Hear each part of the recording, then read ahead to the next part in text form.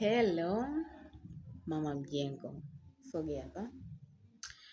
Kama umegundua mwanaume wako ana hawara huko nje, ana mtoto wa nje, sijui anawasiliana na mzazi mwenzie kama mwanamke wake ambaye bado hawajaachana.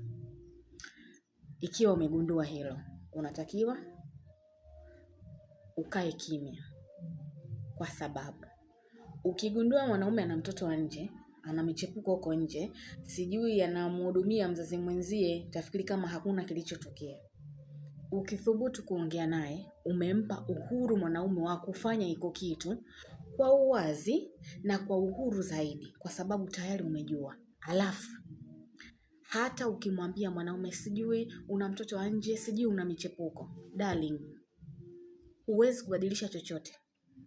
Haibadilishi chochote. Sana sana utampa uhuru yeye, hata wa kupiga story za michepuko yake, mtoto wake wa nje, mzazi mwenzie mbele yako, kwa sababu si unajua. Ukijua mwanaume wako ana mchepuko, sijui huko ana mahawala, sijui ana watoto wa nje, sijui huko ana mzazi mwenzie, sijui, dia, funga mdomo. Funga mdomo, fanya hakuna kama kile ambacho unakijua chochote. Funga. Wanawake wengi walipogundua wanaume zao wana watoto wa nje, wana michepuko, walipothubutu kuambia kuwa una mwanamke wa nje, una mtoto wa nje, ndio ikawa siku ya kilio kwao. Anapunguza budget, ukimuuliza anakuambia nina mtoto mwingine.